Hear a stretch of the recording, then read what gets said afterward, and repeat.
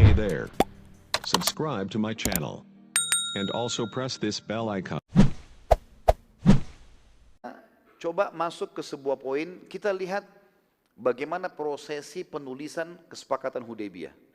Ini kadang-kadang yang jarang disentuh oleh para ahli sejarah kita, maksudnya para dai-dai yang coba menyampaikan, sebenarnya harus disampaikan, karena ini kita bukan hanya sekedar mengambil poin-poinnya, tapi kita lihat bagaimana prosesinya, dan kita ambil pelajaran dari prosesi penulisan itu.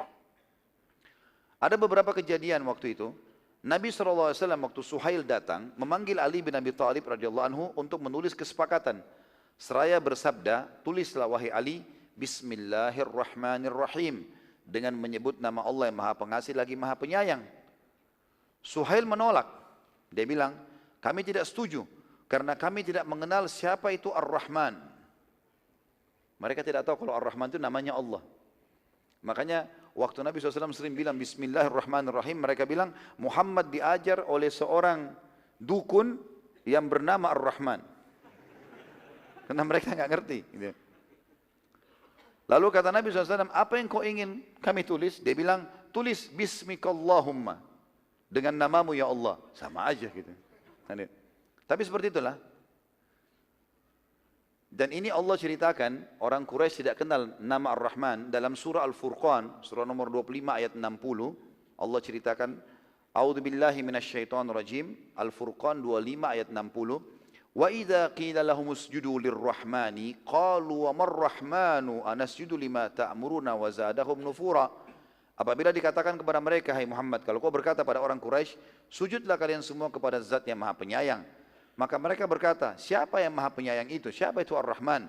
Apakah kami akan sujud kepada Tuhan yang kamu perintahkan kami sujud kepadanya? Dan perintah sujud itu menambah mereka jauh dari keimanan.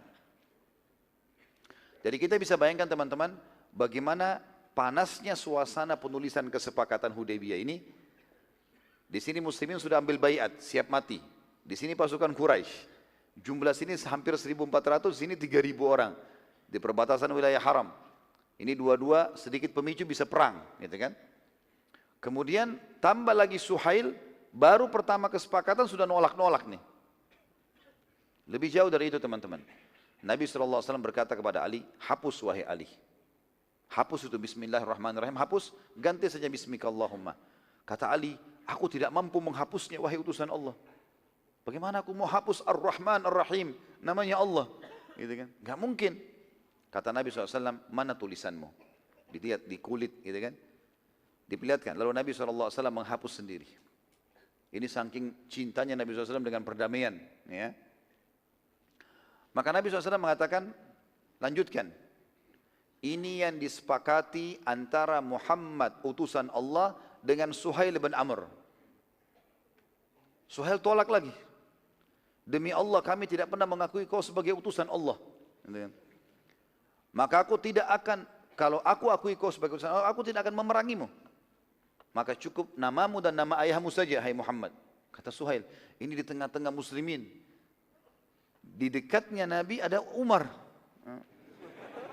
Umar ini marah sudah melihat Suhail ini. Gitu kan? Nanti kita lihat bagaimana kiprahnya Umar di sini ya. Maka Nabi SAW mengatakan, hapus ayah Ali. Tidak usah tulis Muhammad utusan Allah. Kata Ali, demi Allah aku tidak akan menghapus status anda ya Rasulullah. Gimana saya bisa hapus Rasulullahnya? Enggak mungkin walaupun cuma tulisan. Gitu kan? Nabi SAW mengatakan, mana tulisanmu? Dilihatkan, Nabi SAW menghapus. Lalu beliau mengganti, suruh ganti. Tulis Muhammad bin Abdullah. Ini yang disepakati antara Muhammad bin Abdullah dengan Suhail bin Amr. Ya. Waktu baru selesai itu, belum disusun poin-poinnya. Tadi apa yang kita sampaikan, beberapa poin itu teman-teman, baru Suhail sampaikan, kami mau begini, kami mau begini, kami mau begini, kami mau begini. Ya. Baru setelah lisan, belum ditulis. Setelah itu baru akan ditulis sekarang kesepakatan poin-poin tadi kan. Ternyata teman-teman sekalian, waktu sementara akan ditulis poin 1, poin 2, poin 3, ada kejadian kecil di sini. Di luar kemah, Nabi SAW terdengar keributan. Ternyata ada satu orang melarikan diri dari Mekah. Lagi dalam kondisi di Borgol.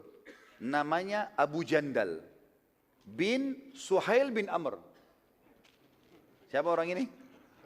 Hah? Hah? Anaknya Suhail yang sedang menulis kesepakatan. Rupanya ayahnya kafir, anaknya muslim. Karena anaknya masuk Islam, Abu Jandal masuk Islam, maka dia disiksa oleh ayahnya. Waktu ayahnya pergi menulis kesepakatan, dia lepas dari ikatan, dia lari. Dia dengar ada pasukan, ada muslimin, dia ingin bergabung, gitu kan? Abu Jandal ini tidak mengerti kalau kesepakatan sedang berjalan antara Nabi SAW dengan ayahnya Suhail bin Amr. Lalu ia berkata, wahai utusan Allah, dari luar kemah, aku datang pada anda ingin hijrah ikut bersama anda ke Madinah. Bawalah aku bersama anda.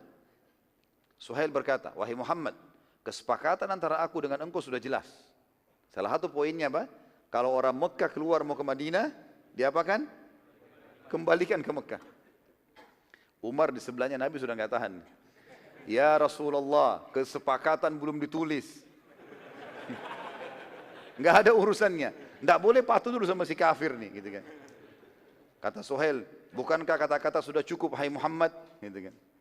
Kata Nabi SAW, iya, kata-kata sudah cukup buat kami. Lihat bagaimana kemuliaan muslimin, teman-teman.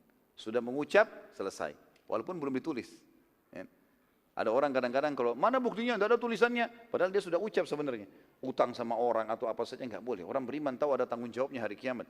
Ada data, ada tidak data, ada fakta, ada tidak ada fakta. Pokoknya kita sudah mengucapkan, kita benar tahu antara kita sama Allah. Harus mengaku. Sebagaimana sabda Nabi SAW, al-mu'minuna ala syurutihim. Orang mukmin sudah dengan kesepakatan yang sudah disepakati, walaupun ucap ataupun tulisan. Abu Jandal radhiyallahu anhu diseret oleh ayahnya ke arah pasukan Quraisy. Suhail lalu menarik anaknya dimasukkan ke pasukan Quraisy. Lalu dia kembali untuk menulis lagi kesepakatan. Abu Jandal waktu itu yang belum mengerti apa yang sedang terjadi, berteriak-teriak seraya berkata, umat Islam lagi dengar ini. Bayangkan kalau kita lagi kumpul gini di masjid, ada orang muslim minta tolong, saya diganggu sama orang kafir misalnya. Mungkin kita semua akan ke sana gitu kan. Ini dia teriak, apa kata Abu Jandal? Apakah kalian membiarkanku kembali pada kekafiran? Demi Allah merusak keyakinanku ini. Gitu kan. Orang Islam semua gregetan, gimana ini? Ini orang Islam saudara kita. Nabi SAW bersabda, bersabarlah wahai Abu Jandal. Dari dalam kemah kedengaran, hai Abu Jandal bersabarlah. Semoga Allah memberikan kepadamu dan sahabat-sahabatmu jalan keluar dari Mekah.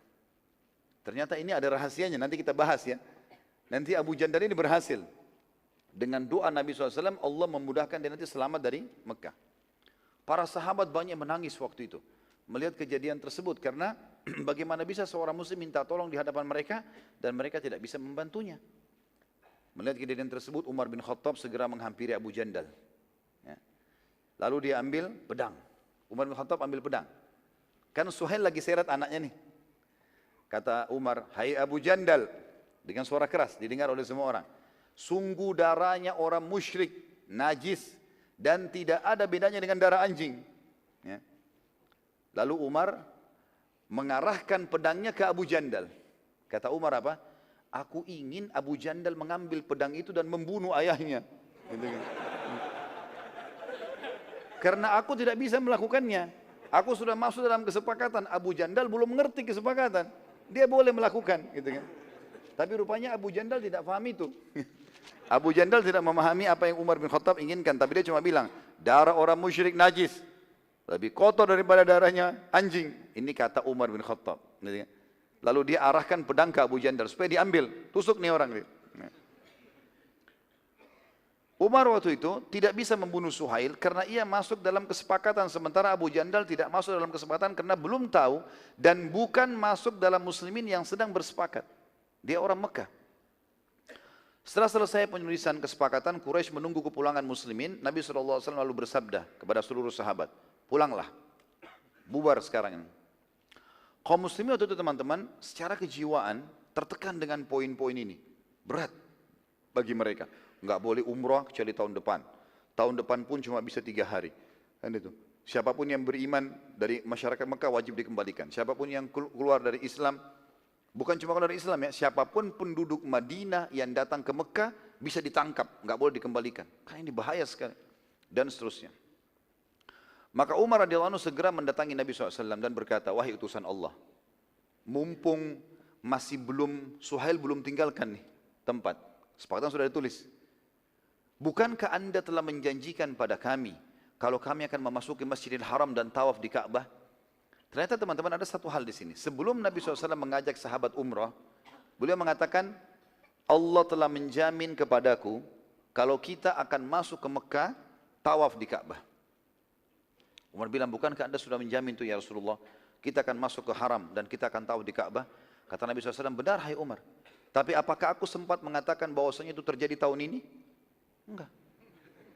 Ya. Maka Umar mengatakan, tidak wahai utusan Allah, tidak ada perkataan tahun ini. Tapi bisa saja kapan, Allahu a'lam. Tapi Allah janjikan itu. Umar masih penasaran nih. Dia masih berusaha, apa solusinya supaya rasa penasarannya dan emosinya bisa redam. Maka dia pun berkata kepada Nabi SAW, ya Rasulullah, bukankah kita benar? Bukankah orang-orang musyrik itu, Quraisy, salah? Kata Nabi SAW, benar hai Umar. Umar bilang, lalu kenapa kita menghinakan diri kita wahai utusan Allah dan agama kita? Maka peranglah ya Rasulullah. Ngapain kita mengalah begini? 1.400 orang ada, 1.300 sekian, ada pedang, kita bersiap mati, udahlah, serang aja Mekah. Lalu kata Nabi SAW, tidak hai Umar, Allah belum memerintahkannya.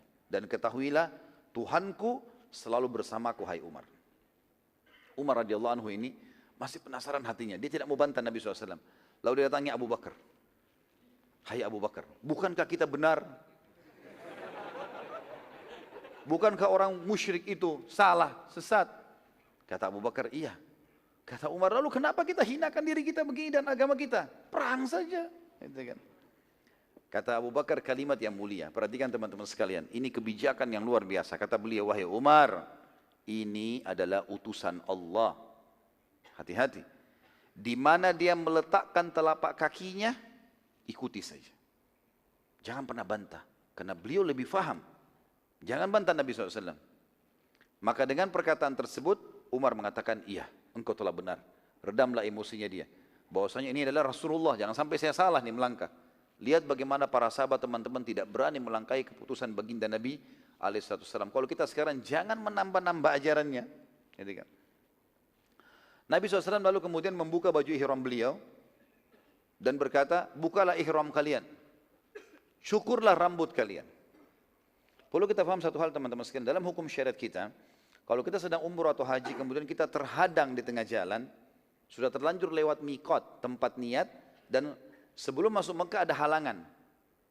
Halangannya macam-macam, mungkin peperangan, kayak kasus Nabi SAW ini ya, atau mungkin ada orang yang sakit, stroke, tidak bisa lagi bergerak, dia harus dipulangkan ke negeri, tapi sudah terlanjur ihram. Maka ini hukumnya. Hey there.